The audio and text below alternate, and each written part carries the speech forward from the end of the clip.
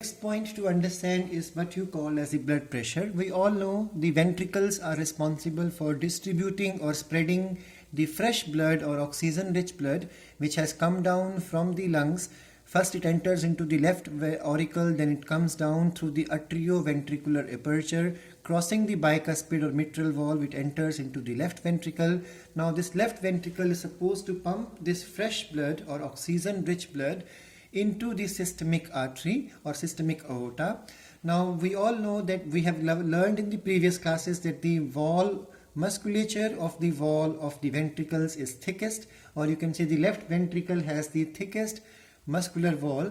Reason is it has to develop a lot of pressure because the blood has to not just to go to the lungs, it has to go through the whole body. So there should be more pressure and more flow possible.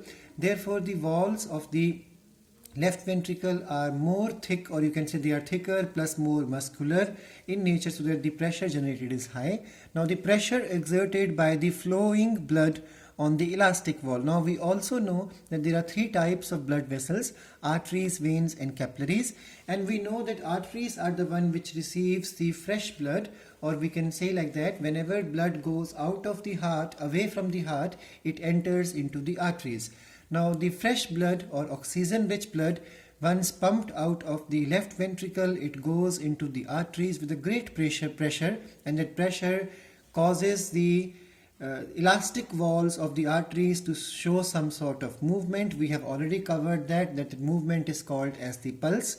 Now this pressure is exerted on the elastic walls of the arteries, and this pressure can be measured with the help of sphygmomanometer. That is the instrument which was invented by Rivaroki in 1896.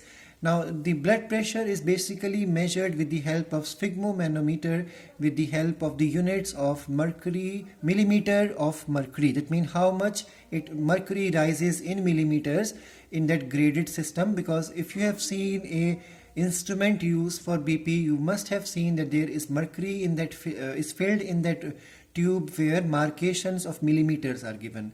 Now remember, a blood pressure always have two values. One value is for the systolic pressure value and the other is for diastolic pressure value. The systolic pressure value is of the ventricles. So when ventricles undergo contraction, how much pressure they generate. And second value is the diastolic pressure value. That is the value when the ventricles undergo relaxation, how much pressure still remains in the arteries to cause the movement of the blood. So these values are 120 mmHg and 80 mmHg. Remember, as we start growing old, these values can go up to 140 mmHg and even 90 mmHg. That would be not so harmful in the old age according to the medical science. But yes, the values considered for a normal healthy person of average age is 120 mmHg and 80 mmHg. And remember the difference between these two values, hypertension value and hypotension value, is 120 minus 80 is equal to 40 mmHg, and this value represents the pulse pressure. Remember this pressure is supposed to increase. The pulse pressure is supposed to increase during the arteriosclerosis. What is arteriosclerosis? Arteriosclerosis is the problem of hardening of the walls of arteries, and we all know that this happens because of deposition of calcium or otherwise cholesterol, which causes the walls of the arteries to become hard. Arterio stands for arteries, sclerosis stands for hardening. Remember that the blood pressure is always inversely proportional to the rate of the heartbeat, and this is Mary's law of heartbeat. Now the next concept to understand are the two types of circulatory system, the single circulation and the double circulation, which is already there in the NCERT before this concept. So what is single circulation? It's a circulation which is found in only fishes, because fish carries a two-chamber heart. Now in a two-chamber heart, there is just one auricle or atrium and just one ventricle. So the blood is supposed to enter into the atrium and then pass into the ventricle, and from ventricle it goes to the gills for oxygenation. So in this concept we need to remember that single circulation occurs in the case of fishes and fish heart, that means two chamber heart. And such a type of circulation is called single circulation, because there is only one circuit going on, and that circuit is that from the heart, the impure blood, carbon dioxide rich blood, reaches the gills, and gills will cause it to undergo oxygenation, followed by the blood which is rich in oxygen goes to the whole body for consumption of the oxygen, and then now the carbon dioxide rich blood comes back to the heart.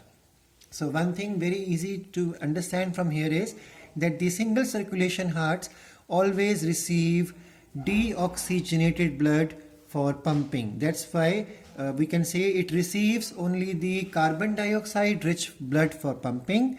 Therefore, this type of heart is called as the venous heart, because we all know veins are the one which carries carbon dioxide. That's why we relate this concept with the veins. That's why such hearts are called as the venous hearts. You can see in the diagram clearly that gills perform oxygenation.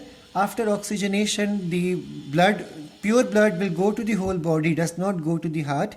And when we say to the whole body, every part of the body where oxygen is required, it reaches. It even reaches the walls of the cardiac muscles. And then finally, carbon dioxide rich blood comes back into the atrium. From atrium, it goes to the ventricle. From ventricle, it again goes back to the gills for oxygenation. So it's a one circuit only. That's why it is called as single circulation. Remember that the other type possible is the double circulation